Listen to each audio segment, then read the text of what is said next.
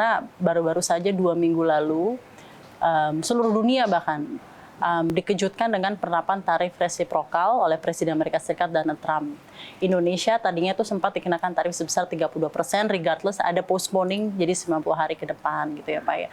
Tapi kan tentunya ada pengaruhnya terhadap bagaimana industri UMKM dan ekonomi kita akan berjalan. Ketika mendengar kabar itu, apa yang terlintas dari Bang Maman untuk UMKM di Indonesia? Ya, nah gini, tapi ini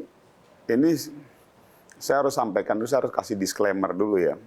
Artinya pendapat saya ini tidak lebih tidak kurang pendapat personal dan saya dari sisi sebagai Menteri UMKM.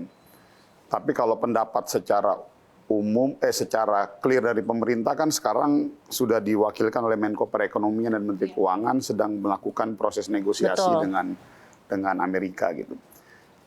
Kalau terlepas dari itu semua, saya mau lihat background kebijakan Trump ini sebetulnya, aksinya Trump. Ini kan sebetulnya kalau sederhana aja ini kayak betting kartu gitu. Jadi Trump ini dia ingin memberikan ngasih movement untuk supaya semua negara duduk bareng. Jadi sebetulnya tidak lebih tidak kurang hanya sebagai sebuah movement politik menggunakan tarif resiprokal impor ini.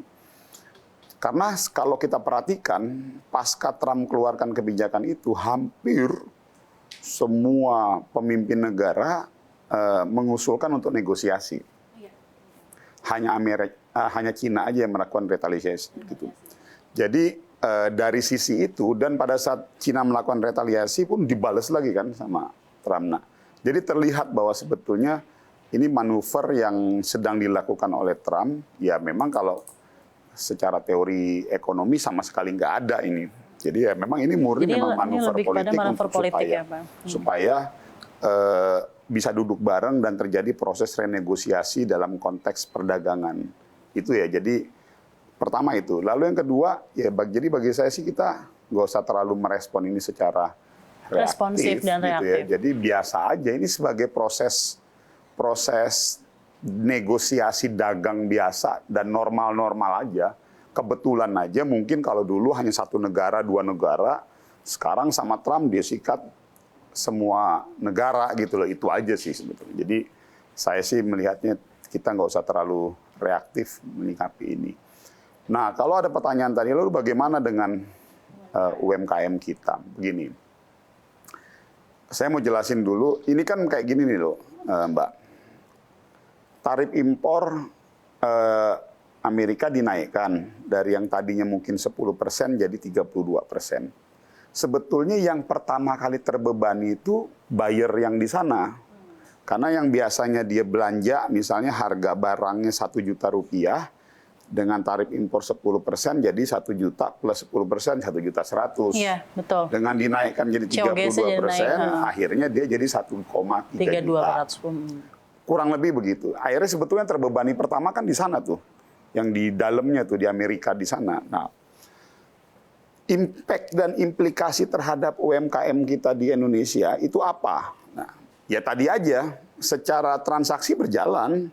Dan memang potensi aja sebetulnya. Potensi yang tadinya mungkin dengan harga 1,1 juta, dia beli 1 kilo, tapi dengan 1,3 juta akhirnya dia beli nggak sampai 1 kilo. Hanya itu pun baru potensi. Jadi belum bisa kita ambil kesimpulan bahwa pasti mereka menurunkan pembelian produk barang kita.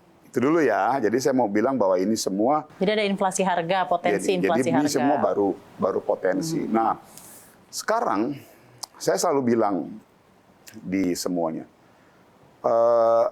Negara lain, contoh Cina. Cina itu melihat Indonesia itu sebagai market. Ada 250 juta penduduk Indonesia, itu adalah market yang sangat luar biasa besar. Boleh nggak sih kita juga menggunakan mindset yang sama seperti Cina, bahwa Indonesia selain ini memang negara kita, tapi kita juga harus bisa melihat juga Indonesia juga sebagai salah satu huge market bagi barang-barang domestik kita gitu loh. Nah jadi sekarang momentumnya justru harus kita jadikan sebagai momentum untuk memperkuat, mendorong semangat UMKM kita untuk memproduksikan barang lebih tinggi lagi dan mendorong masyarakat Indonesia untuk betul-betul cinta pada produk dalam negeri. Ada yang menarik, Mbak. Kemarin saya ketemu dengan teman-teman USS namanya. United Sneaker apalah gitu. Dia nih Oh iya, United Sneaker Society. Tapi mereka sekarang sudah mulai expand, bukan hanya sebagai community sneaker ya, sepatu-sepatu lokal, tapi dia juga mulai masuk ke brand awareness, buat beberapa event segala macam, terus merambah ke produk-produk lainnya.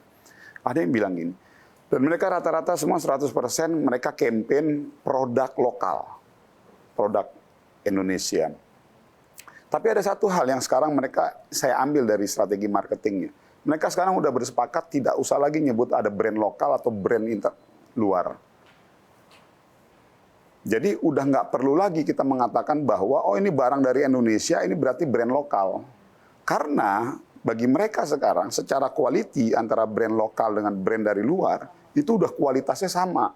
Jadi ngapain kita seakan-akan mendikotomikan atau seakan-akan kita membuat dua mendikotomikan bahwa ini brand lokal, ini brand luar negeri gitu. Padahal sebetulnya udah ya ini pokoknya brandnya as a brand.